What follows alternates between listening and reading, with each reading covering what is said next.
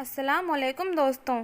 जैसे कि हमने पिछली वीडियो में बताया कि कैसे जुलेखा हज़रत यूसुफ अलैहिस्सलाम पर डोरे डाल रही थी और हज़रत यूसुफ अलैहिस्सलाम ने अल्लाह से दुआ की, खुदाबंद जिस चीज़ की तरफ ये औरत मुझे बुलाती है उससे अच्छा तो मेरे लिए कैद खाना है।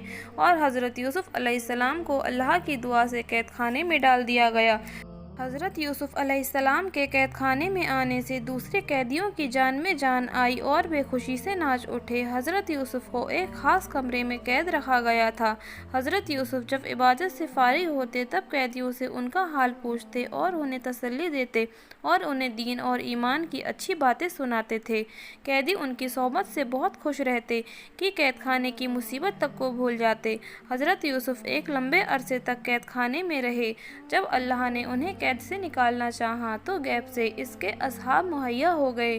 कहते हैं कि बादशाह रूम ने अपना एक एलची मिस्र भेजा और उसे माल और जवाहरात और थोड़ा सा जहर दिया ताकि वह मिस्र के बादशाह के किसी मुसाहिब को माल देकर इस बात पर आमादा कर सके कि बादशाह को किसी बहाने से जहर खिलाकर हलाक कर दें।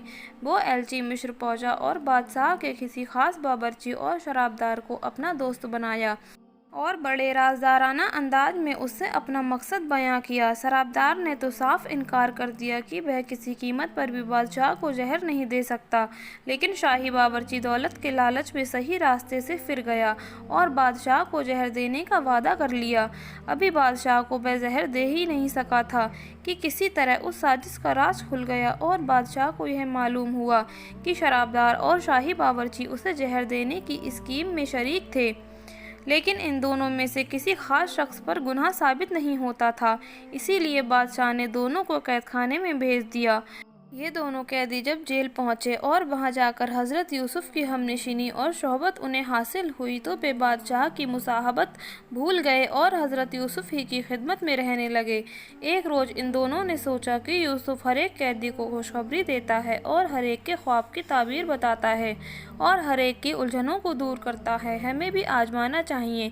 फिर वे दोनों हज़रत यूसुफ की खिदमत में पहुँचे और एक ने कहा, मैंने ख्वाब देखा है कि मैं बादशाह के लिए अंगूर निचोड़ रहा हूँ। दूसरे ने कहा, मैंने ख्वाब देखा है कि मेरे सर पर रोटियों का ख्वान है और चिड़िया पंजे मारकर खा रही है। उन दोनों ने कहा, ए यूसुफ, हम तुम्हें नेक मर्द समझते हैं, तुम हमारे ख्वाब की ताबीर करो। हज़रत यूसुफ ने कहा, जो खाना तुम्हें मिलता है उस खाने के आने से पहले मैं तुम्हें ख्वाब की ताबीर कर दूंगा। यह उन बातों में से है जो मेरे परवरदिगार ने मुझे सिखाई हैं। मैंने उन लोगों का रास्ता छोड़ दिया है जो अल्लाह को नहीं मानते और आखिरत का इनकार करते हैं। मैंने अपने बाप दादा इब्राहीम और इसहाक और याकूब का रास्ता इख्तियार किया है। हमारे लिए यह सही नहीं हो सकता कि किसी चीज़ को खुदा का शरीक ठहराएं, या खुदा का फजल है हम पर भी और लोगों पर भी, लेकिन अक्सर लोग शुक्रगुजार नहीं होते। ए कैद खाने के मेरे साथियों, क्या कई आका अच्छे हैं या एक खुदाए गालिब तुम उसके सिवा जिनकी भी पूजा करते हो वो तो सिर्फ नाम ही नाम हैं जो तुमने और तुम्हारे बाप दादा ने रख लिए हैं। अल्लाह ने उनकी कोई सनद नहीं उतारी है। हुक्म तो बस अल्लाह ही का है। उसका हुक्म है कि तुम उसके सिवा किसी की भी बंदगी ना करो। यही सही है और सीधा दीन है, लेकिन अक्सर लोग जानते नहीं। इसके बाद हज़रत यूसुफ ने कहा, ए कैद खाने के मेरे साथियों, तुम्हारे ख्वाब की ताबीर यह है कि तुम 3 दिन के बाद साकी और शराबदार कैद से छुटकारा पाकर फिर अपने ओहदे पर आ जाओगे और शाही बावर्ची को 3 दिन के बाद यहाँ से निकालकर सूली पर चढ़ा दिया जाएगा और चिड़िया उसके सर मगज खाएगी। हज़रत यूसुफ ने कहा, हो चुका वह जिसके बारे में तुम पूछते थे।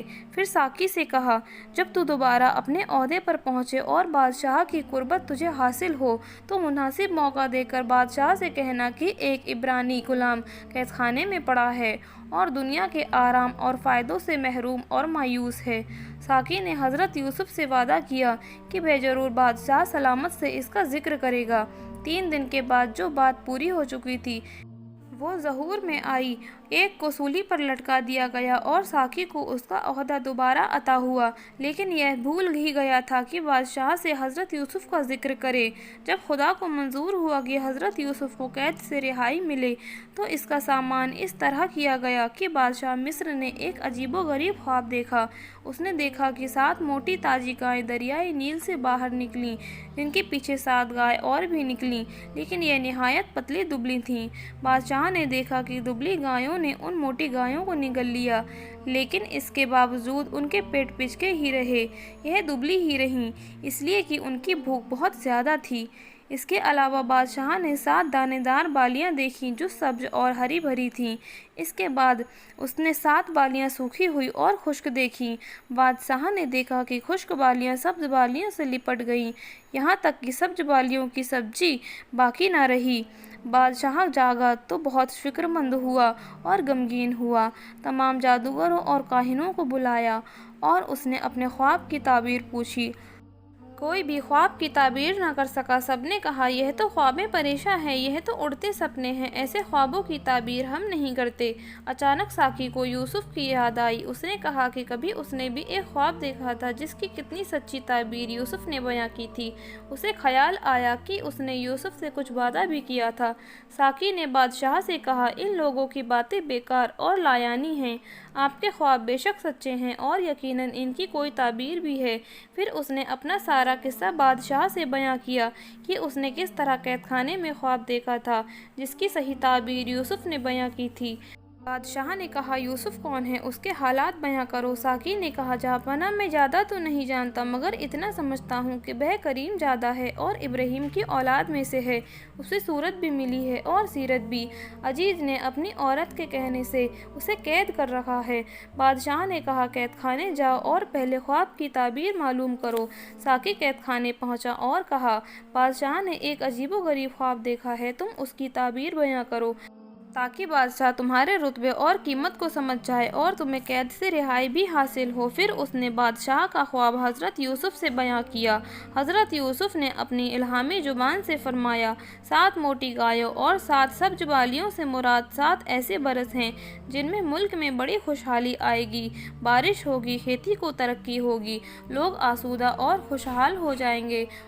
اور 7 دبلی گایوں اور 7 سوکھی بالیوں سے مراد ایسے 7 سال ہیں جو ان 7 برسوں کے بعد آئیں گے، اور ان سالوں میں سخت قحط پڑے گا، لوگ فاقوں سے دو چار ہوں گے، لوگوں کی کھیتیاں تباہ ہوں گی اور ان کا جینا دوبھر ہو جائے گا۔ پھر آپ نے مشکل دنوں سے نپٹنے کی تدبیر بھی بتائی۔ آپ نے کہا کہ لوگ 7 اچھے سالوں میں محنت سے کھیتی کریں اور ضرورت کے مطابق کفایت سے خرچ کریں، اناج کو بالیوں سمیت قحط کے دنوں کے لیے بھی بچا رکھیں۔ قحط کا زمانہ گزرنے کے بعد پھر دن آئیں گے، بارش ہوگی اور لوگ آسودہ اور خوشحال ہو جائیں گے۔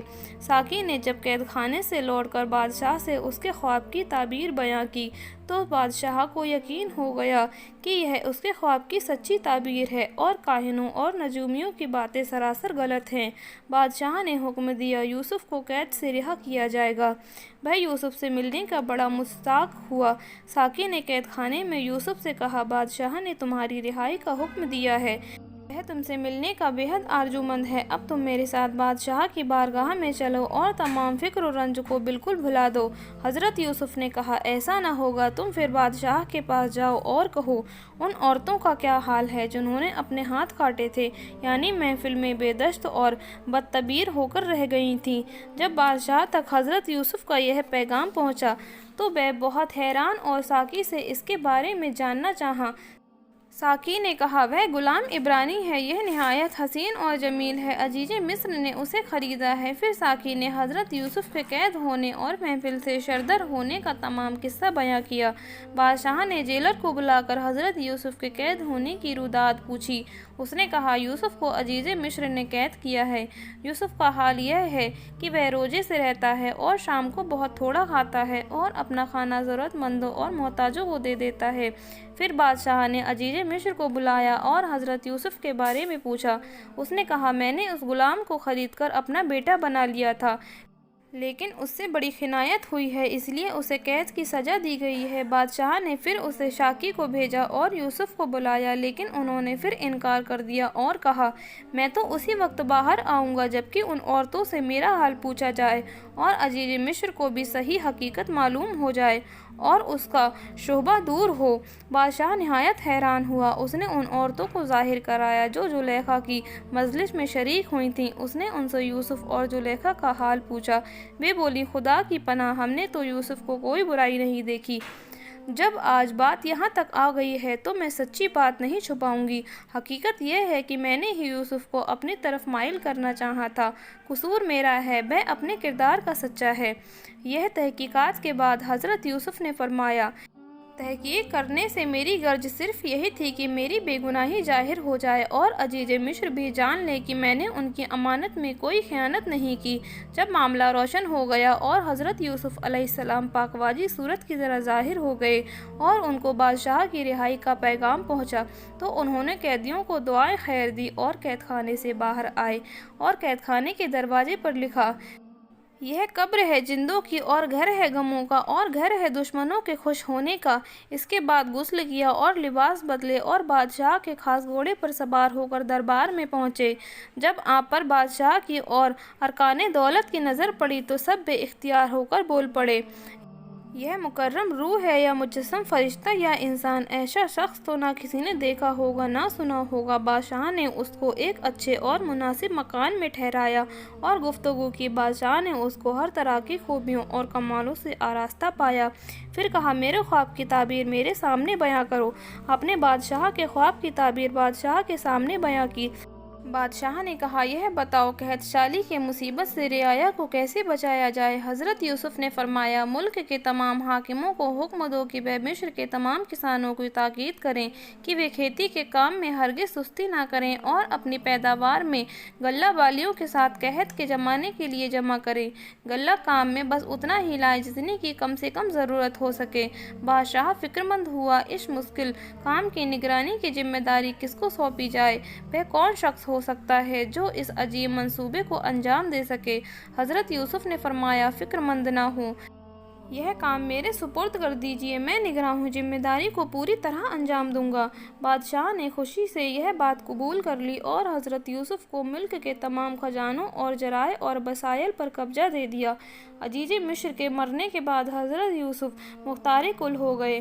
حضرت یوسف نے ایک لمبا چوڑا مکان ایسا تلاش کیا جس کی زمین میں نمی ہو اور جس کی ہوا بھی مناسب تھی۔ ایک عمارت بہت ہی اونچی اور چوڑی تعمیر کرائی، امیر مقرر کیے گئے، محصول 7 برس تک جمع کیا گیا۔ وقت کے گزرتے دیر نہیں لگتی، خوشحالی کے 7 سال گزر گئے، تنگی کا زمانہ آیا۔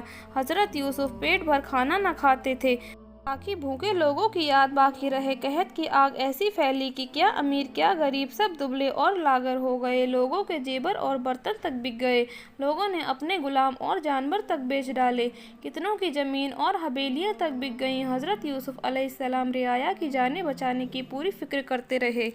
آج کی ویڈیو میں بس اتنا ہی، اس کے آگے کا واقعہ جلد ہی اپلوڈ کریں گے۔ اگر ویڈیو اچھی لگی ہو تو ویڈیو کو لائک کریں اور ہمارے چینل کو سبسکرائب کریں اور پاس میں رکھے بیل آئیکن پر بھی ضرور کلک کر دیں جس سے ہماری ہر ویڈیو کی نوٹیفیکیشن آپ تک پہنچ جائے۔